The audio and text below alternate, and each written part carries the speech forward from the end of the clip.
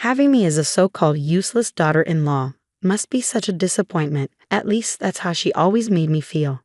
Her mocking laughter rang through the phone, leaving me stunned. The arrogance in her voice and her blatant disregard for me ignited a surge of anger. She had always treated me like I was nothing, but this time her cruelty went too far. As the rest area faded into the distance, I realized I was completely alone. Moments ago, I had been with my family, but now they had abandoned me. Confusion and fear swept over me, yet her cold, cutting words echoed in my mind. You who just sit around the house don't deserve to stay at a hotel. My chest tightened. Despite all my hard work, she never acknowledged my efforts. I ran an inn with dedication and managed every detail to perfection, yet she clung to her narrative, intent on destroying my self-worth. On her end of the call, I could hear relatives laughing, their mockery amplifying my isolation. Her influence had turned the entire family against me. Even my husband refused to defend me. Anger and sadness churned inside me. The humiliation, the dismissal of my contributions, and now this outright betrayal. It was too much. Her sneering face and contemptuous eyes filled my mind. Her obsession with pushing me away felt suffocating.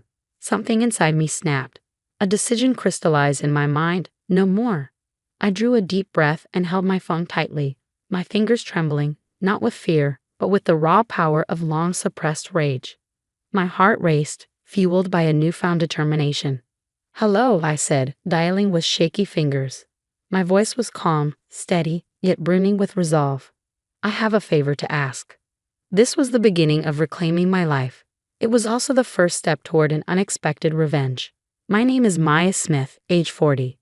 I'm a manager at a large corporation. I met my husband, Tom, in our late 30s. After dating for 6 months, we decided to marry. In the beginning, he was attentive and kind, but over time, he grew indifferent. Now, our conversations are minimal, and he barely notices my presence. Still, I accepted it, convincing myself this was just the way things were. One evening, as I cleaned up after dinner, Tom spoke to me unexpectedly. "Hey, Maya, I need to talk to you." "Oh, what's up?" I replied, smiling, pleased he was addressing me directly for once. "My family is planning a trip, about 20 relatives. They want me to handle the hotel reservations and organize the itinerary." "Really? That sounds like a big task." "Well, I'm busy with work, and you've got more days off than I do. So you take care of it. Find a cheap place, since I'm paying for everything. If you're coming, pitch in too." I wanted to point out that I worked hard and upheld my responsibilities just as much as he did, even if I had slightly more flexibility. But I bit my tongue. For once, he was asking for my help, and I wanted to oblige. Spending time with his family wasn't exactly enticing, but this was for him. "Okay," I said. "I'll handle everything." "Thanks. Just pick a place that won't embarrass us in front of my family." With that, he lay back on the couch, scrolling through his phone. After finishing the cleanup, I retreated to the bedroom and made a call to a familiar contact. "Hi, it's me. I need a favor," I said, my voice calm yet purposeful. A few days later, Tom's parents arrived at our apartment. When I had shared the travel plans with Tom, he'd insisted we invite them over to go through the details in person. As they stepped inside, Tom's mother, Elaine, made a beeline for my kitchen cabinets and began rummaging through them without hesitation. "Maya, are you seriously eating gourmet instant curry from a hotel? How indulgent. You should be cooking for Tom instead of living off things like this," she remarked with mock disapproval, pulling out a few packets. Without asking, she casually dropped them into her bag. This was nothing new. Every time Elaine visited, she treated my kitchen like her personal shopping aisle, helping herself to groceries, canned goods, and even decorative items. Once she took a set of dishes without a word. Her justification was always the same. "Anything in my son's house is fair game. What's wrong with me taking it?" After that, I started hiding my favorite items before their visits. Tom's father, Rick, stood idly by, laughing as Elaine continued her spree. Once she was done shopping, she finally sat down. Timing it perfectly, I presented the hotel details. "Here's where we'll be staying," I said, pulling up the website for the luxury hotel I had booked. I handed them my phone to show off the sleek images of the newly opened property. Elaine glanced at it, her lips curling into a dismissive scoff. "Well, aren't you getting above your station? How are you affording this?" Fortunately, I managed to negotiate a group discount under Tom's name. I replied evenly. I thought you were useless, but I guess you can handle something like this, she said, her tone haughty. Her words stung, but I didn't let it show. What Elaine didn't know, and what I hadn't shared, was the truth about the hotel. It was part of my own business. My family had operated a modest inn for years, but after it gained media attention, bookings skyrocketed. With the surge in demand, especially from international tourists, we expanded into high-end hospitality. I had been managing the new luxury property ever since. Tom knew my family owned a business, but he had no idea I was running such a prestigious hotel. I had kept it a secret, fearing it would create tension. Tom had once complained about my income surpassing his, so I downplayed my career whenever it came up. Over time, I resolved not to share the full extent of my success with him or his parents. I'm sure you'll love it, I said with a polite smile. The place is beautiful and the hospitality is exceptional. Elaine gave me a skeptical look. We'll see. I'll keep my expectations low. Then, without missing a beat, she added, since we're here, let's do some shopping. And we should grab dinner at a nice restaurant too. She completely ignored my offer to cook a meal and left shortly after. The day of the trip finally arrived. Tom, his parents, and I set off in his car, planning to meet the rest of the family at the hotel. Elaine, seated in the back, couldn't resist her usual jabs. Tom, isn't it time you replaced this old car? You shouldn't be driving around in something so shabby. Tom sighed, keeping his eyes on the road. I'd love to, but it's not in the budget. I glanced at him, feeling a pang of sympathy. This trip was already expensive, and I knew how much pressure he was under to impress his family. Oh, I'll pay for it. I can't stand the idea of my son driving around in such a junker, Elaine said with a dramatic sigh from the backseat. Really? Thanks, Mom. Tom replied, brightening immediately. Of course. We'll go to the dealership together next week and pick out something more impressive. They continued chatting as if I weren't sitting right there beside Tom in the front seat. Moments like this had become the norm with his family, but that didn't make it hurt any less. You know, Elaine mused, her tone turning sharp, if only there were grandkids along for this trip. But I guess at this point, it's too late to hope for that. Well, that's what happens when you marry a woman who's already past her prime. Mom, Dad, can you not?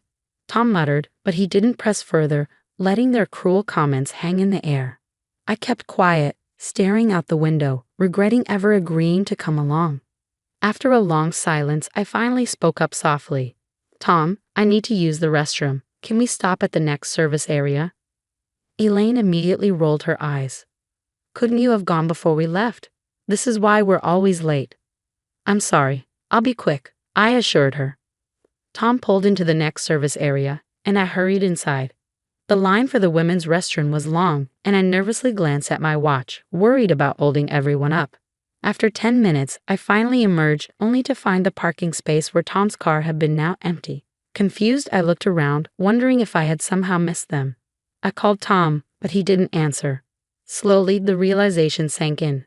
After a few more failed attempts to reach him, I tried Elaine instead. She answered immediately. Oh, hello, Maya. Something wrong? I'm still at the service area, I said, trying to keep my voice steady. Did something happen? Oh, we're already at the hotel, she replied, her tone dripping with disdain.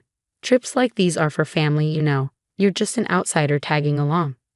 Her words hit like a punch to the gut.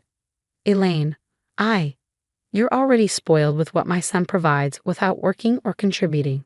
You can sit this one out, she cut me off, her mocking laughter ringing through the line. In the background, I could hear other family members laughing too. Then, without waiting for a response, she hung up. I stood there stunned. The weight of her words settled over me as I fought against the despair creeping in. I had worked tirelessly to organize this trip, putting my own responsibilities on hold, only to be abandoned like this.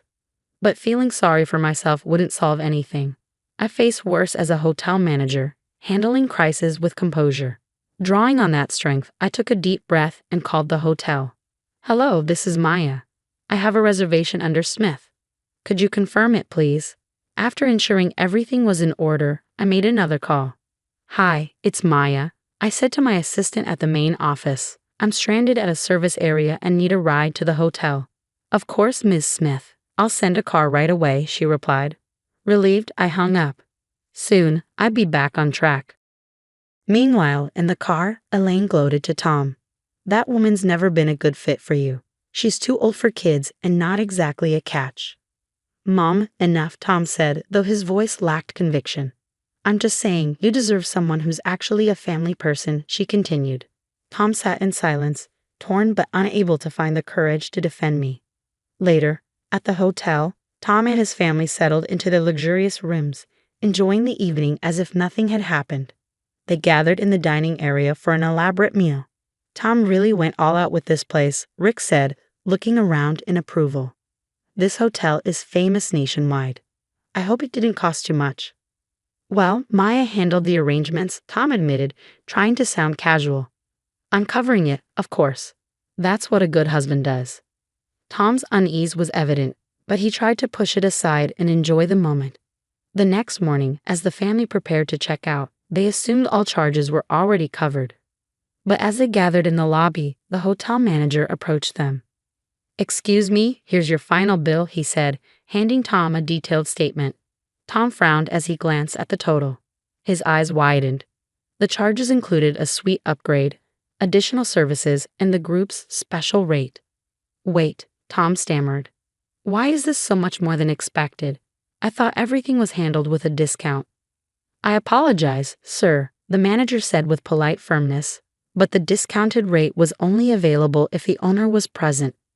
Tom frowned, his confusion evident. The owner? Who's that supposed to be?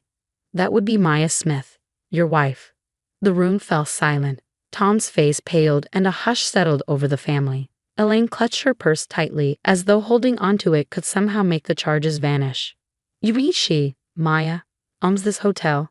Tom stammered, his voice shaky. The manager gave a calm nod. Yes, she's the owner.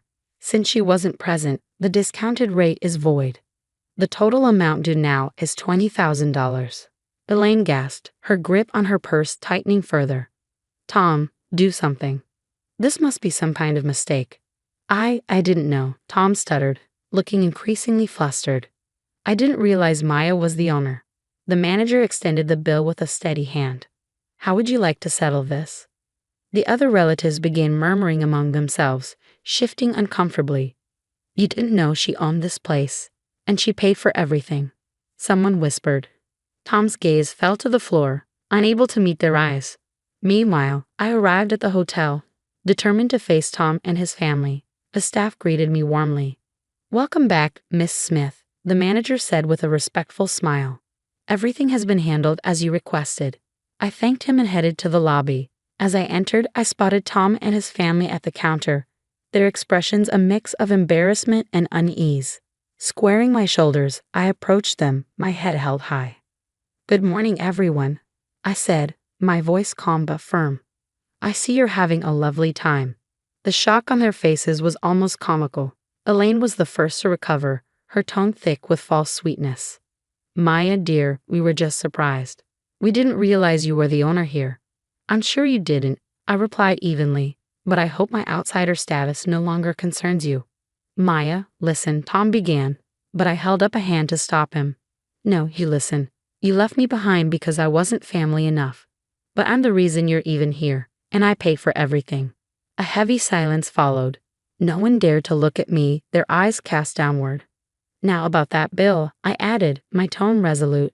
No more discounts. Consider it payment for the years of disrespect. Without waiting for a response, I turned and walked away, a sense of closure settling over me. I left them to figure out how to handle the costs on their own. Later that day, I decided to check out of my hotel suite and head home. The decision felt symbolic, leaving behind not just the trip, but Tom and his family, once and for all. Back in my suite, I packed my bags, reflecting on everything I had endured. This trip had been a turning point, a realization that I deserved respect and appreciation, things I'd never received from Tom or his family. As I was finishing up, the manager knocked on the door and entered carrying a parting gift. Miss Smith, thank you for your continued partnership and for trusting us. We hope this is just the beginning of many more successful ventures. Thank you, I replied, smiling. This hotel feels like a second home to me, and you've helped make it truly special. Checking out of the hotel felt like stepping into a new chapter. A powerful sense of freedom washed over me. Freedom from the past, from constant judgment, and from the weight of others' expectations. In the days that followed, I filed for divorce, finally choosing myself over a loveless marriage. I poured my energy into expanding the family business, opening more luxury inns, and pursuing dreams I'd shelved for far too long. Surprisingly, news of my divorce and Tom's mounting financial troubles soon spread. But I didn't dwell on it. My new life was brimming with purpose, community, and growth, surrounded by people who respected me and believed in my vision. On quiet evenings, I'd raise a glass to myself, grateful for the strength to walk away and build a life on my own terms. Happiness, I realized, was something I could claim for myself, and I wasn't looking back.